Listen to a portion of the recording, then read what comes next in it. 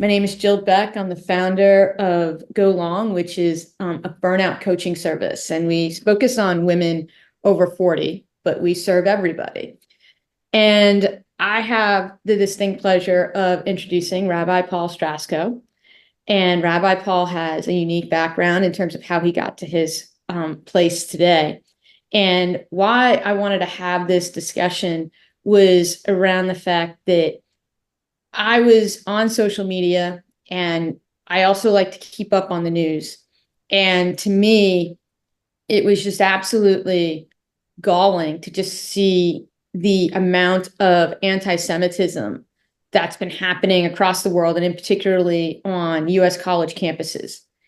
And I'm thinking, well, how do I balance staying up to date on news and calling out anti-Semitism in real time? Because we all know what happens when we don't call it out in real time, but also protecting my mental health. And so I thought that it would be beneficial to have a conversation with someone like Rabbi Paul to kind of figure out, let us talk about our feelings, but also maybe brainstorm on ways where we could balance these stressors of staying up to date on what's going on, calling it out, but also not being burnt out. Rabbi Paul, why don't you tell everyone about your background and how you became a rabbi? Because that's actually pretty interesting too. So this is my third career, and I'm in the middle of my third and fourth. So it's you. I heard from a psychologist once that everyone has about 2 or 3 complete remakes, and I think I'm on my fourth. I started as a professional musician, got my undergraduate degrees in clarinet performance and composition, and that was at the University of Montana. Went to Temple University in Philly. Tell most people I'm from Philly, even though that's not true. And did 2 years of graduate studies in composition and theory. And so, of course, I got a job as a project manager in technology, working in healthcare and pharma, because music and pharma go really, really well together. Was a project manager for 13 years, always knowing that I needed to get back. And lo and behold, in that time, I started getting, I'd moved to Seattle, started getting incredibly involved in my synagogue there, was encouraged to go to rabbinical school. And I also happened to speak a little bit of German and found a rabbinical seminary that had opened up in 1999 in Berlin called Abraham Geiger Kolleg. It was an attempt to reopen what was called the Hochschule für Wissenschaft des Judentums, or the University for Judaistic, which was closed by the Nazis in 1942. And people like Leo Beck involved, so those are very prominent names. The very first female rabbi, Regina Jonas, was in that milieu of Jews in Germany in the mid-30s. And so I went, and of course, the immediate benefit is the cost of tuition for rabbinical school was 385 euros a semester, because if you can speak German, you can go for school for free. So no student loans, as I became the first American ever ordained a rabbi in Germany, as far as we can tell. My first job was as an assistant rabbi in Switzerland, in Geneva, and then I had a job in an Orthodox synagogue for 2 years in Duisburg, Germany. Moved to the United States of America and served at a place called Congregation Kol Shalom on Bainbridge Island, Washington, the great metropolis, and with an amazing group of human beings there. I was there for 5 years, then spent all of Corona in the United Kingdom in Leeds, and decided to give up on the rabbinate at the end of that because I had complete burnout. So Jill found a person who has been through this to co-talk with her in this. And I moved back to Germany with my wife, who's a German Jewish woman. She was born on the island that we live on. We live in the largest island in Germany.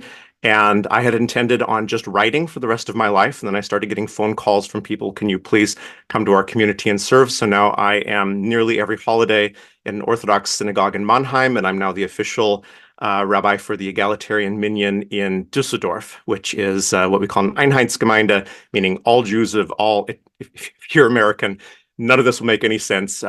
You pay taxes to go to synagogue in an area, and that's your membership.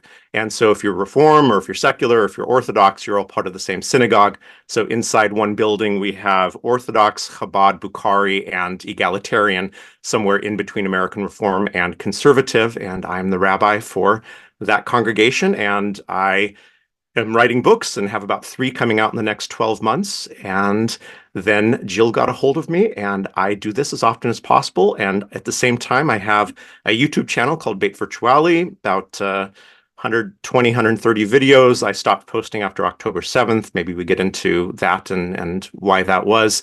I'll be reposting again soon. And I also have an online educational membership group called Bait Virtuale, where about 2 to 3 Sundays a month we get together and we learn about everything from Kabbalah to what's the origin of hell to does the music matter in liturgy, to anything that you could possibly want to learn, we learn about. And that's it in a nutshell. That's great. When I reached out to you and said, hey, how do we protect mental health while also calling out the anti-Semitism? If I was a member of your congregation and I was coming to you for that, with looking for an answer for that, how would you tell me to look at that? Well, the first thing I'm going to say is that there aren't any easy answers. We live in a society where we want to learn German because we have heard a infomercial that says learn German in 5 easy lessons, and we have hooked into that as being reality. And spirituality works the same, mental health works the same. There are no easy answers. There are no fast solutions. It is, if we are struggling with anxiety, if we are dealing with dissonance on this explosion of anti-Semitism, then the first work is to understand that there's not an overnight solution. And the second thing that I would say is you need to focus inside the house before you can focus outside the house. And so if we are deeply stressed because the world is filled with anti-Semitism, then part of the reason we're deeply stressed is because what we see on the news. The other reason we're deeply stressed is because we ignored that it actually was there. Anti-Semitism has been on the rise for some time, but even worse than that, so many of us in the Jewish community just wanted to believe a fantasy, and that was after the Shoah, there would be no possibility that there would be that level of anti-Semitism once again. And why did we believe that? Based on what proof?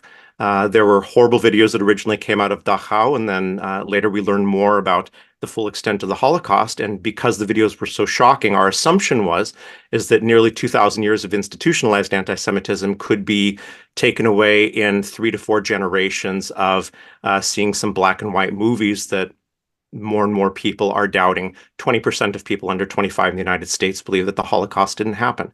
That should be sobering. It's also not surprising.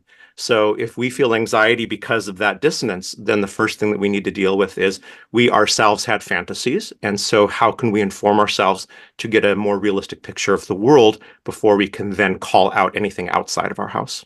Wow. Yeah. I mean, I think that I will say that I was guilty of thinking that we had made some progress on the anti-Semitism front. Naive, clearly. And I think that what has been the most shocking is that we knew that there was anti-Semitism on the far right of the political spectrum here in the US. But seeing how virulent it's been on the left side of the political spectrum and coming from people that a lot of us marched with when their civil rights were at risk has been incredibly hurtful. And obviously I'm speaking for myself, so I don't want to speak for anybody else on this call, but that's something I've also been struggling with, is that people who I've walked with are not walking with me. And not only are they not walking with me, they are actively walking against me. Yeah, the community, the Orthodox community that I serve in Mannheim, Germany, the cantor there is an Israeli gentleman, Amnon Zelik, one of my closest friends, and just an absolute mensch. And he had a congregant call him up 3 or 4 days after the 7th of October in tears, saying, I just got a call from my closest German friends who, without being prompted, called me up and said, hey, if anything ever goes bad against the Jews, don't call us. We're not going to help you. And that is a type of shocking reality that that comes out of a novel, that it doesn't come out of reality. And I think because you mentioned right anti-Semitism versus left anti-Semitism, I think before we even get deep into this conversation, it's worth just throwing that out there, making sure that we're aware of it. Because I mean, listen, if anyone wants to know my politics, I'll wear it on the sleeve. I'll tell you. As a congregational rabbi, I don't. It's no one's business. Being in this position, I'm more than happy to say what my politics are. However, the left-right dichotomy doesn't work very well in understanding where we are, and it becomes deeply problematic because there is anti-Semitism on the right, there is anti-Semitism on the left, and there is anti-Semitism in the center. And so if we identify as left, right, or center, then we're going to find ourselves in a tribal affiliation with someone who is missing that there is a fourth tribal affiliation, and that's the Jewish tribal affiliation. And for those of us that are Jewish that are on this call, that's whether we like it or not. There was a person who sat on Bete Din for conversion people in Seattle, Washington, who used to ask at the Beit Din, and it was shocking for people to hear, but this was back in the 80s and 90s, are you willing to be accepted as a Jew by the world's definition? They didn't know what that meant. And so she said, are you willing to be accepted as a Jew by Hitler's definition? And the shock that she meant to have is once you associate yourself with Klal Yisrael, once you're a part of Am Yisrael, the people of Israel and the community of Israel, then other people, whether you want to or not, will then associate you with the deepest, darkest thoughts that they might have that they have not been able to work through in their lives.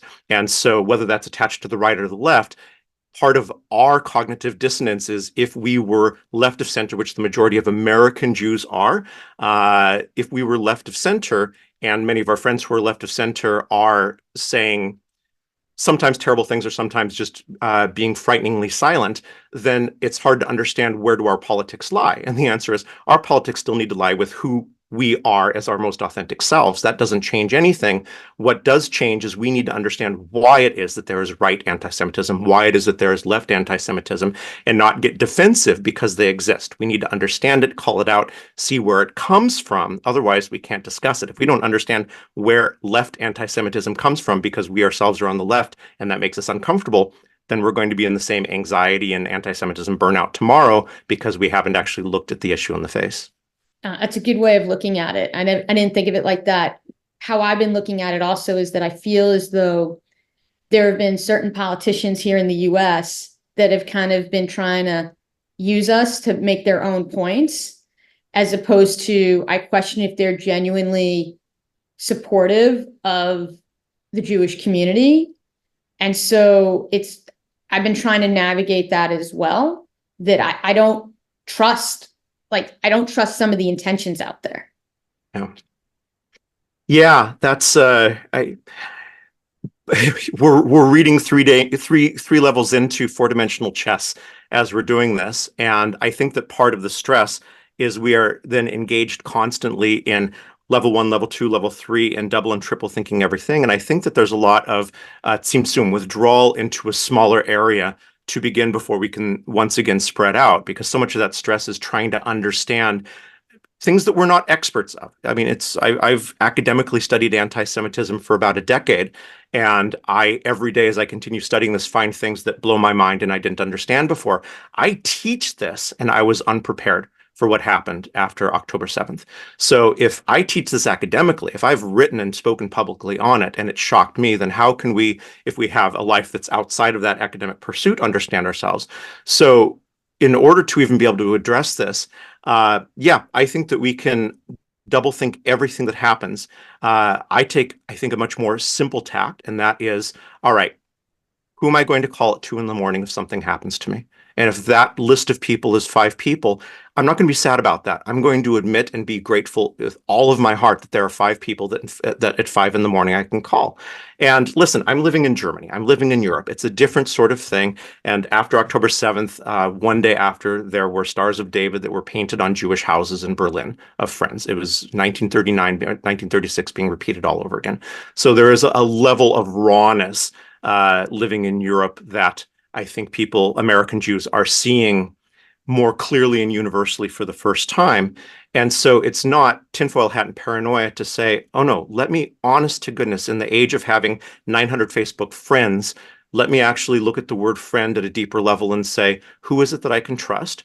And then I'm going to start with taking seriously and not worrying about what those 5 people say or think. I'm just going to trust them completely.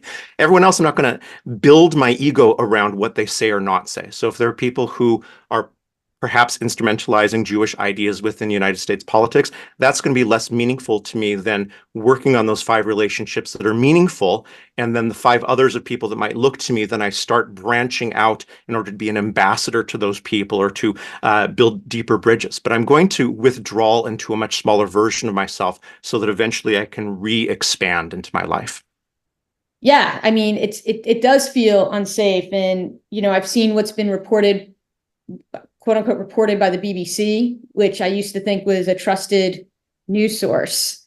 Yeah. Some of the things coming out of there. So I guess that's another thing, Rabbi Paul, that brings to another thing where it's like you feel as though the news is becoming the PR arm of Hamas.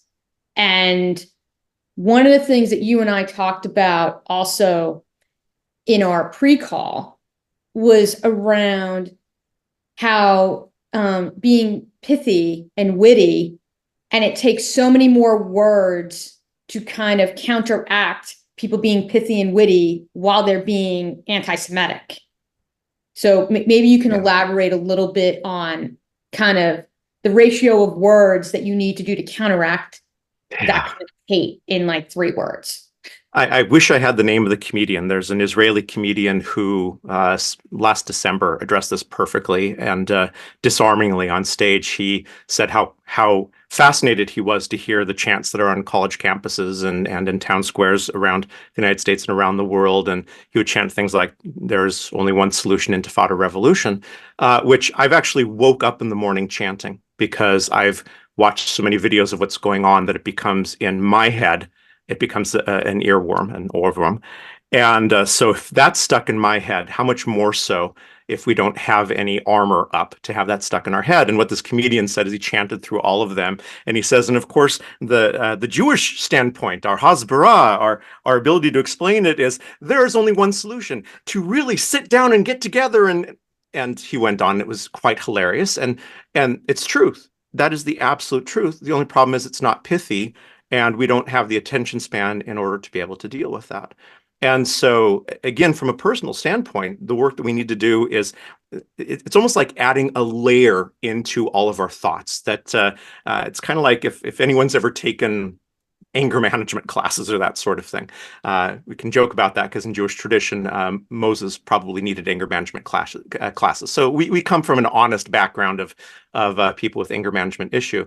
One of the things that you do in cognitive behavioral therapy is you just simply add a layer of thought between the thought that you're having and the action that you're going to do. And that becomes almost a prompt that you hear a bell, or there are a variety of ways that you can have something that pops into your consciousness.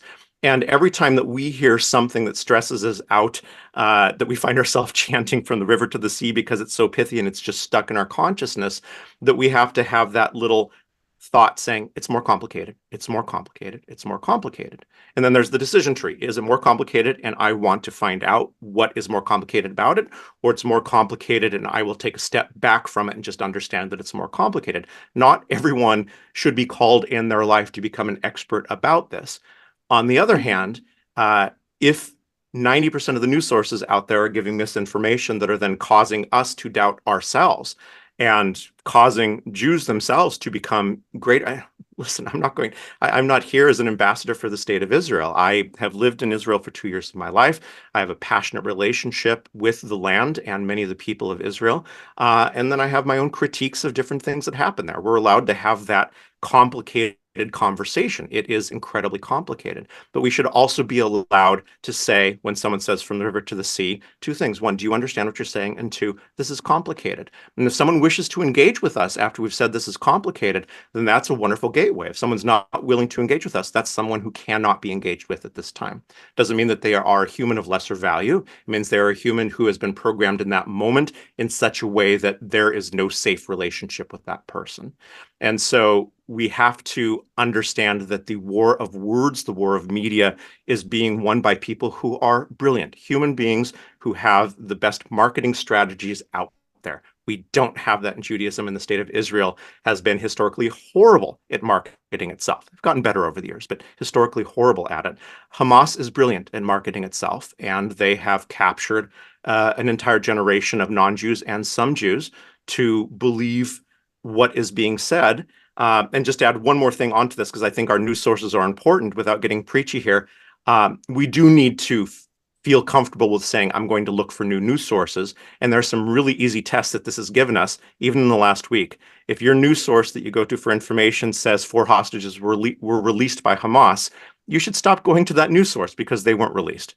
And, if you can still find on their site that a bomb from Israel dropped in the Al-Aqsa hospital, killing 491 people, that's an absolute complete lie that's been proven over and over again to be Islamic Jihad rockets. So there are ways that are very clear and even more subtle. If a news source says Gaza is an open air prison kept by Israel, and they don't mention that there's a border with Egypt that's even tighter than the one with Israel, those sources are simply not even remotely objective news sources. And we just need to do better on finding, at the very least, objective news sources that will give us better information so that we can, as thinking human beings, at least be able to make rational decisions instead of being owned by the best marketing of people who are better marketers than I am.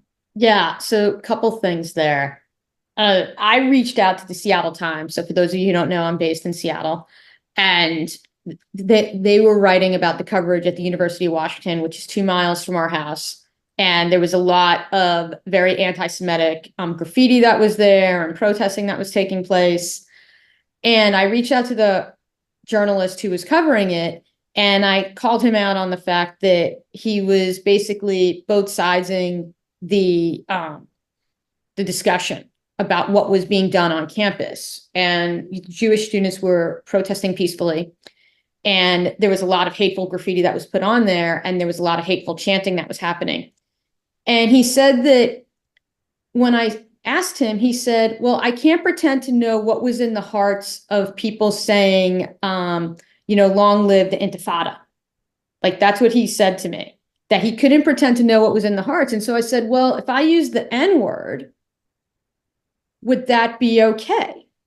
In reference to Black people. And he's like, well, that is way worse. And I said, why is it okay for every other group to be able to identify and call out language that they feel is offensive to them, and when Jewish people do it, we're not? And he didn't respond. Yeah. And the thing is that I feel there's a lot of that hypocrisy that's out there where, you're talking about the watermelon from the river to the sea and all of these things where the rules are different for us. For some reason, the rules are different.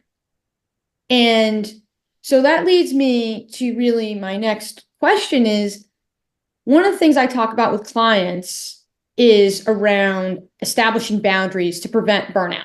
So you talked about at the top of the call how you had burnt out from leading a congregation. And so you decided to get out of being a rabbi of a congregation. So that was a boundary that you had set for yourself. Yeah. So then my question is that how do you go about creating those boundaries when you're on Instagram and you're trying to promote the fact that there's all this misinformation going out there, but then you're being bombarded with it, or seeing the news and seeing like publications that you used to hold in high esteem just totally letting you down? Yeah. Well, we're Jews, so we have to react with humor to some extent. At the end of the day, we can't stop being a mensch. And in my last book, I used the term liberally when dealing with social media. I call the underlying engine Moloch, the algorithm. It hasn't caught on yet. I've been hoping that social media would grab a hold of that. But I just want that little bit of humor, that there is a semi-conscious force that's beneath it. And it's not a generalized AI, but there's an underlying generalized force. It does not have peace, harmony, and good vibes and rock and roll across the world in mind. It has engagement. And of course, engagement on social media is going to come via the most strong and often toxic emotions. So on October 15th or 16th, was dealing with I often teach in Germany, anti-Semitism. I work with school kids, secular school kids in German school districts. I'll go in and talk with them. So I try to keep up on, I have hidden accounts on every social media out there, even if I don't use it. And I go in as if I am Spock on Star Trek looking at a different planet instead of going in with my own personality. Anyone who's seen Big Bang Theory can appreciate the Ren Fair where Sheldon dresses as Spock. So instead of going in with my ego being there, I go in as a scientist, as it were. I'm not a scientist, but I go in as a scientist who is attempting to actually look objectively at what's going on. And the first, on a naked account on a stripped phone that had absolutely no way for no demographic information to Moloch to get a hold of on TikTok, the first 19 out of 20 videos were pro-Palestinian, pro-Hamas, anti-Semitic videos on TikTok.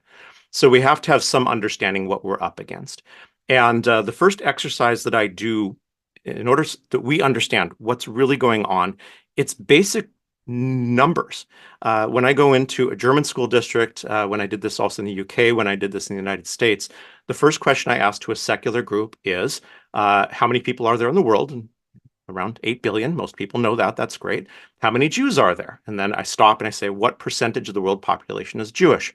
And the lowest answer I've ever got was in Germany. Someone said 1%. The highest answer was the UK, actually, a young Muslim girl, 16-year-old Muslim girl, who said 85% of the world population is Jewish.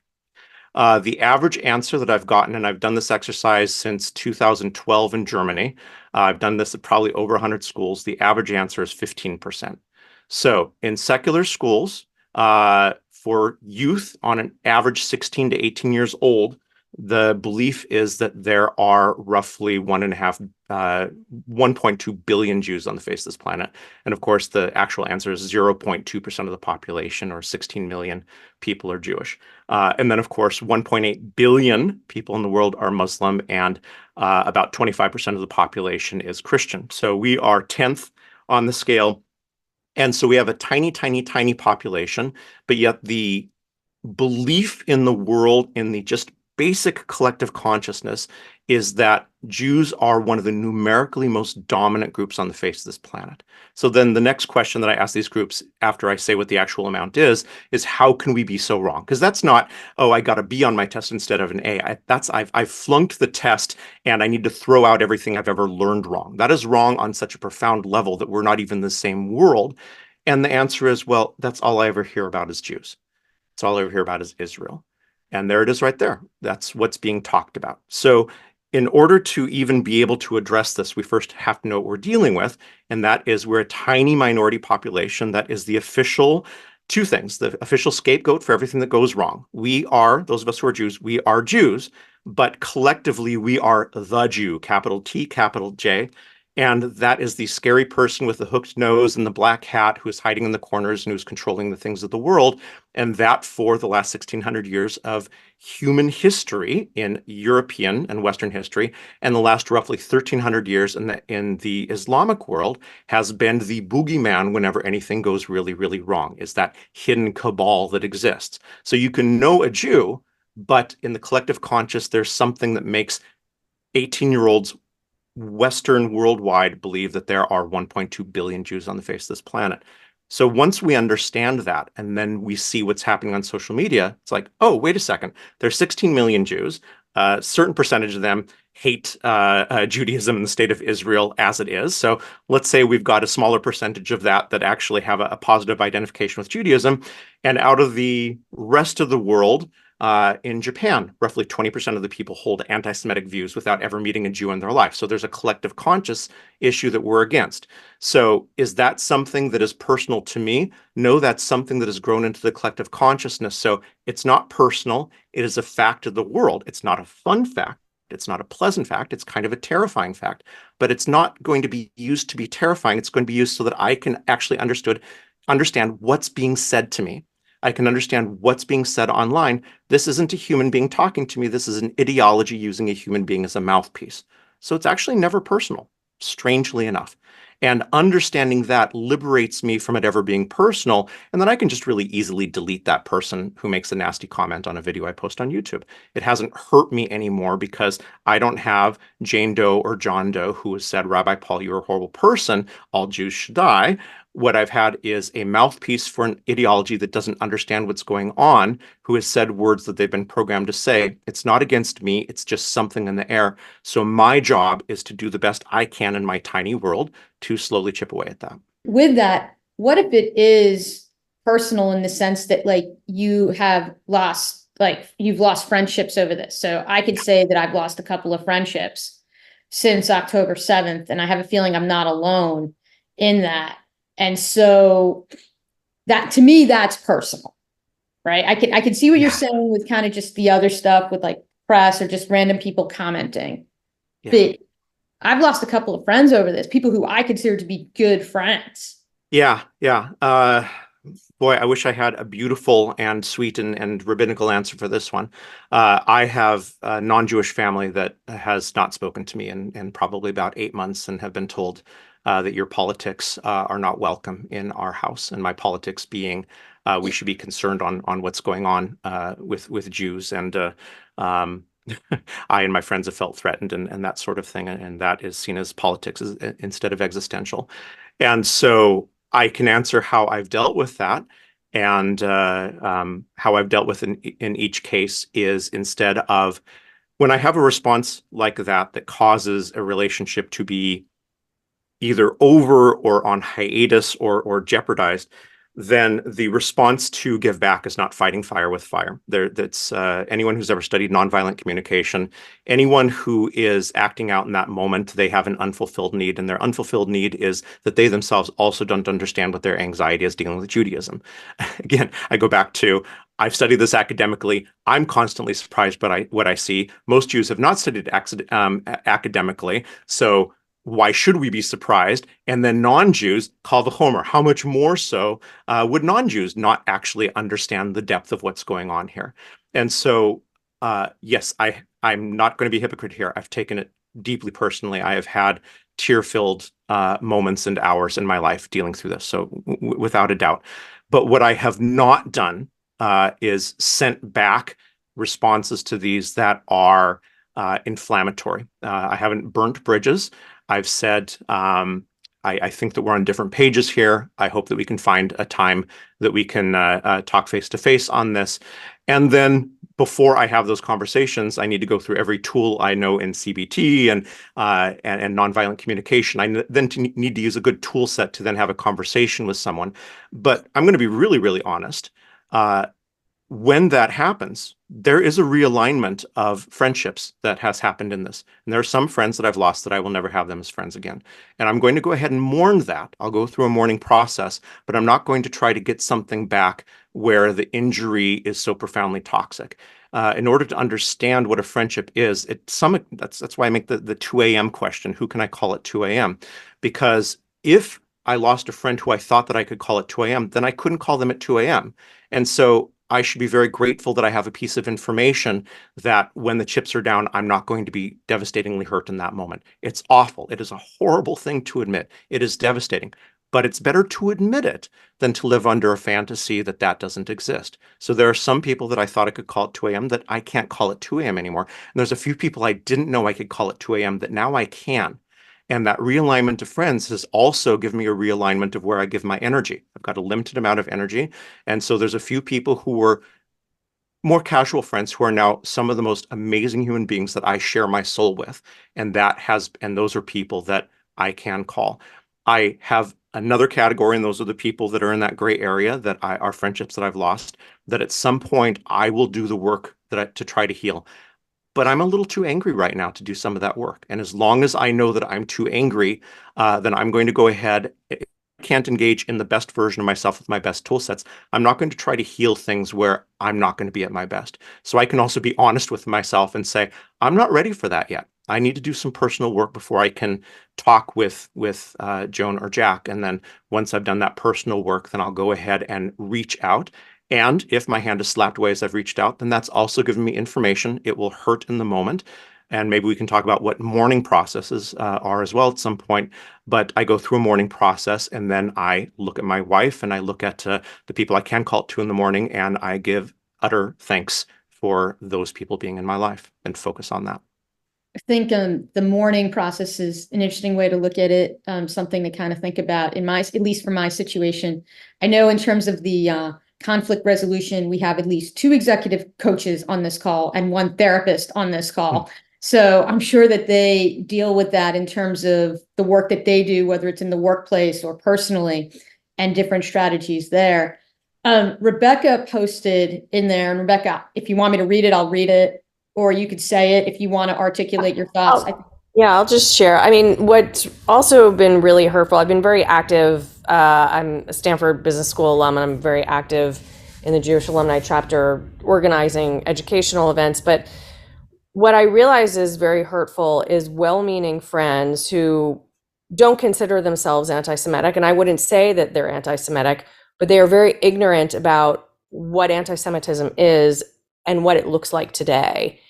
And there is a stark contrast between what happened in the wake, and obviously very different things, but what happened in the wake of George Floyd's murder. Every white, well-meaning white person I know, including myself, was like, what can I read? What can I learn? How can I know better so I can do better? Because, all the Black people are like, educate yourselves because we're exhausted. And that's how we feel. We're exhausted, but nobody is lifting a finger to educate themselves. And I have a colleague and friend who, she read a 600-page book, excellent book, after George Floyd's murder. She asked me for a book recommendation. I gave her one. She's like, oh, I had to stop. It was too much. And I was like, are you, like, it's really, and I have not expressed my, and she has done more than most, but she's done like this much. And how deeply upsetting that is. And I just feel like, our social media feeds are, the news we watch is different than other people's social media feeds also. So I think part of what I'm struggling with is that every day it's not one new thing, it's 10 new things. And they don't see it. And it's like they're going on like la-di-da, life is normal. And it's not normal. And that's what I'm really struggling with. Thanks for putting that out there. And I would absolutely echo that sentiment as well. I have friends in other marginalized communities that, are not anti-Semitic, and they've also been like, you need to do the work. And yet they're not checking in with me and they're not doing the work. I would also echo, and I apologize if this seems venting a little bit, but I was on my business school classes racial justice committee, and it was myself, a white gay man, and 4 Black classmates. And after October 7th, the gay man emailed me to see how I was holding up. None of those Black classmates who I worked for months on end tirelessly even asked me how I was doing. Yeah. And on one hand, they don't owe me anything. I mean, I did all that work because those are my values, and I would do that again. But I was just dumbfounded. Yeah. Yeah, Jill, if I could just jump in there. So Jill and I share a project management background, and that's helped Jill as she's evolved into what she's doing now, which is something that I find it's so critical in the world today. And as a rabbi, I've been very fortunate to be able to use some project management. We talk about the actions that can be taken and other people take. The first thing is anytime that we have these feelings, and Rebecca, thank you so much for your feedback there. And there's actually 2 practical things that I want to add to that. But as a general philosophical statement, whenever we feel these needs, this emptiness, what do I do? Then that's a work product. I need to do something. And rule number 27 of project management is if there's a work product that doesn't have a name next to it that owns it, then the work product doesn't get done. And so if there is something that we want to do, then we need to put our name next to it and with an actual action that we're going to do. So a lot of what we're talking about is information, how we have informed ourselves on others' behalf, and we would love people to inform themselves on our behalf. The first question that I ask all of us, and I've challenged my online class, Beit Virtuality, to deal with this, and that is, what are people reading to learn more about the history of anti-Semitism, more about Islamism as it deals with Judaism and with the state of Israel, How well do we actually know the history of the state of Israel, which is being torn apart? How many of us have actually taken the practical steps to actually inform ourselves in that? And so part of the work product is, what are we doing in this moment? Now, once we've done that, or in the process of doing that, if we are fortunate to have someone who is not on that bubble, who might be from a marginalized community, something that I actually was able to do one time with someone, and part of it's because I'm in interfaith communities as a rabbi, and so I have a privileged position to do that. But one of the ways that I can approach this is, I feel that we're on different pages. I say to clergy member X, let's do chavruta. And most of them know what chavruta is, but from a Jewish standpoint, chavruta is learning in pairs. So let's do chavruta. I'm going to choose a book, you're going to choose a book, and we're going to go together on that one. And the book that you're going to choose is something that says something about your community, and we're going to read it together. We're going to read it, get together. So two people in a book club. And then we're going to equally engage in the book that I choose. And that is one of the ways that we can do equal work in order to be able to see if that relationship can get there. So it's a very tangible thing. I've, honest, since October 7th, only done this once. It worked in a very positive way. Again, I'm very fortunate in the circle of adjacent friends that I have in Germany, and there's a lot of German Christian clergy that have been more supportive than even non-Jewish family, to be honest with you. But let's make it tangible. But I'm going to challenge us all heavily, and this is me as well. I've read more in the last year than I've read in quite some time. What have we read? What are our sources? Are we being conscious about it? Are we making sure that our knowledge is above reproach, that we are constantly taking more information? And just one last point on that. One of the videos I want to put out sometime the next few months, it's taking a long time to write the script. One of the biggest sources of information that people have on the Israeli-Palestinian conflict is a Vox video done 7 years ago that has 25 million views right now. So we have 40 plus people on this. We're getting really good information out there. This Vox video has 25 million views. So Vox, great. Jewish person started Vox, reliably left of center news source. It is so historically inaccurate, it is almost beyond belief, and it is filled with so many misunderstandings of history, it's beyond belief. And when you actually look at who wrote it, one person who wrote it is a filmmaker who has no Jewish background whatsoever. Is actually a Mormon filmmaker. That's totally fine, but no background. The person who has a Jewish background has been so extreme against Israel that he's been called out by left-leaning places. So there's an article in the Washington Post against this person on his misrepresentations on reporting. So if we watch that video, do we even know who created that video? And yet that's the source of information that more people have gone to that than there are Jews on the face of this planet. And so then the question is, how well informed are we? Do we actually know what we're talking about? So we have to inform ourselves, but what a great opportunity to say, friend X, friend Y, you know what? I'm not as informed as I should be on what you're saying to me, and maybe even not on my own stuff. How about you choose something you've been wanting to read? I'm going to choose something I want to read. We're going to do chavruta together, and we're going to elevate each other. A word that's being used right now, I feel like, in society, or at least in my circle of people, is reframing. And I even use it in my practice, right? Where let's reframe the problem. Yeah. And the thing is that right now people are reframing and appropriating the Jewish culture and the Jewish religion, and they're doing it incorrectly. And once again, at least in the Pacific Northwest, which is ridiculously liberal, and you can't do that with you get called out for doing that for any other group. If a white person opens up a Mexican restaurant, people claim cultural appropriation, all of those things. But that's happening with us, and no one is stepping up on our behalf to be like, hey, no, that's not okay, because that's not how it went down. Yeah, it goes back to historical irony on that one. It's so easy to do to Jews, and this is where I step out of I'm going to take off my interfaith hat right now, because that interfaith hat is so incredibly important. Sitting on panel discussions with imams and priests and ministers is one of the great joys of my life. There's a hat that I wear when I do that, where I look at the religions of our brother and sisters, and we learn from each other. Great. I'm taking that hat off now, and I'm just speaking Rabbi Paul to a Jewish congregation and friends of Jewish congregation. And within that, Christianity and Islam are redefinitions of Judaism. And so the very nature of these religions, so within Christianity, there's something that's called supersessionism, which is all the promises made in the Tanakh to the Jewish people, according to this third and fourth century theology that then definitely became solidified over the centuries, because the Jews rejected Jesus and committed the crime of deicide, the killing of God. All the promises that were made to the Jewish people are null and void, and they are now, whenever it says a promise made to Am Yisrael in the Tanakh, that's actually to people who've accepted Christ as God. So that's a redefining of Judaism, and we call it the Old Testament. So the Jewish scriptures are called the Tanakh. The Old Testament is to us not old. It is our story, and that is a 2,000-year reframing of it. So to some extent, we shouldn't be surprised. This is just how it is.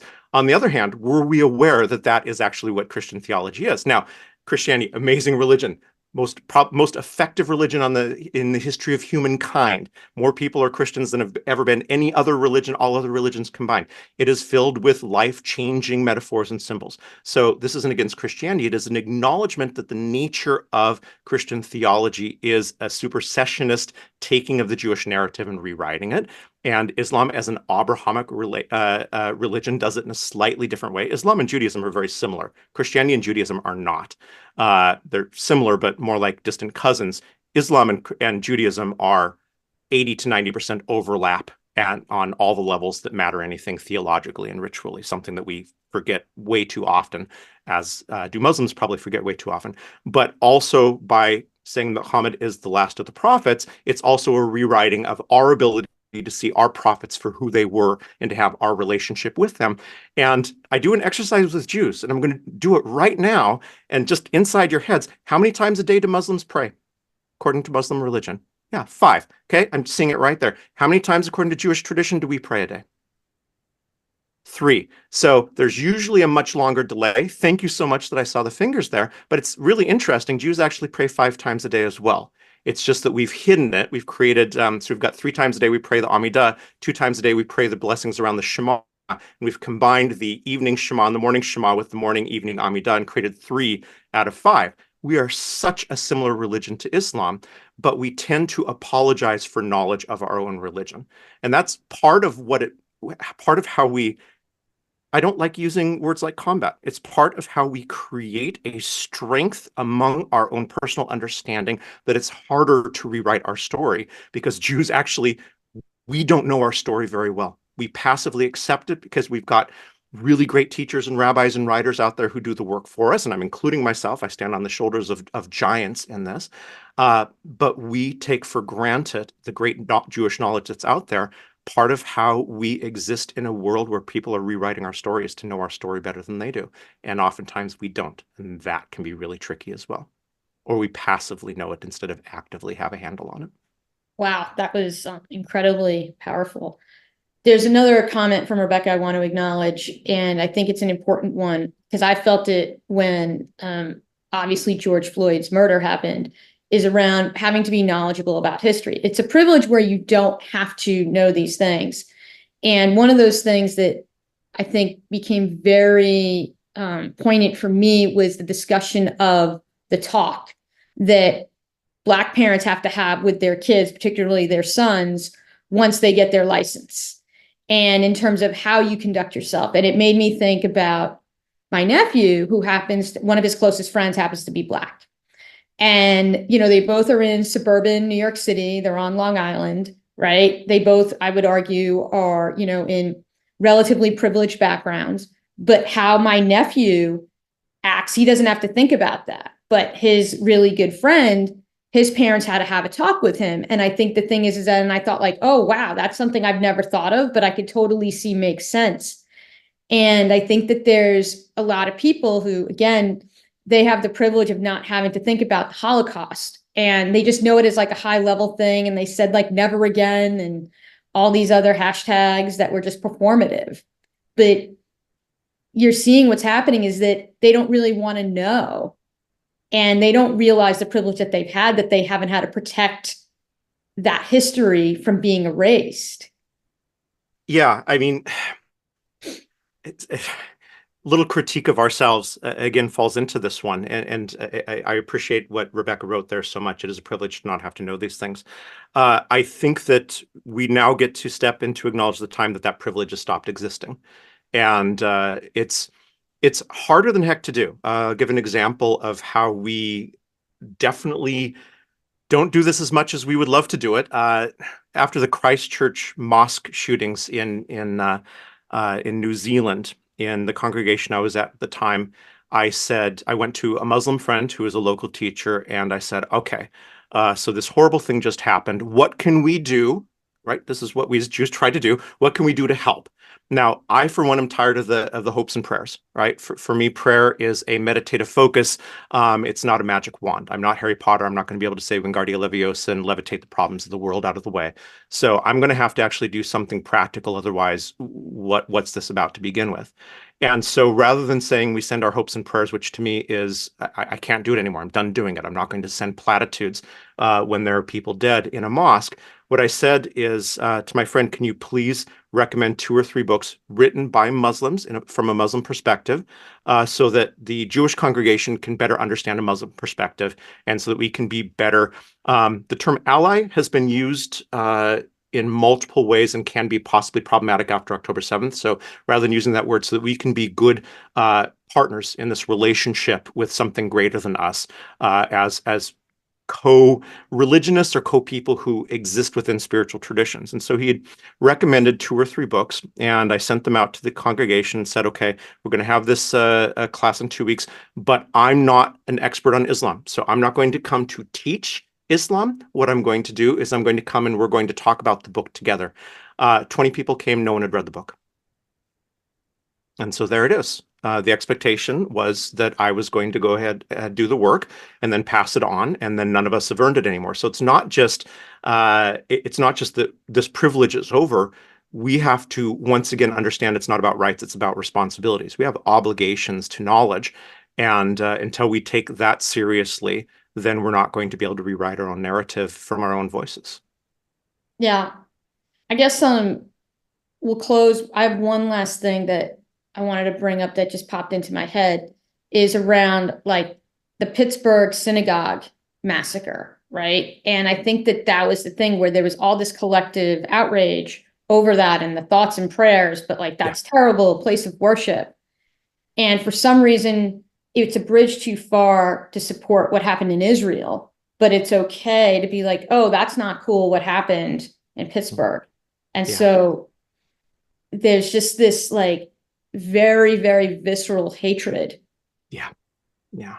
Well, so we do have to go back and understand the history of anti-Semitism, and that's listen, I'll just throw in my tiny plugs. Anyone who does join my BAPE virtuality, I've got 160 hours of archived classes, including about 15 hours of archived anti-Semitism classes, where I talk about the history of anti-Semitism, because anti-Semitism is, at an academic level, understood to be essentially 4 different phases right now. It was originally an anti-Jewish and a religion thing, what we call Judenhass, the hatred of Jews.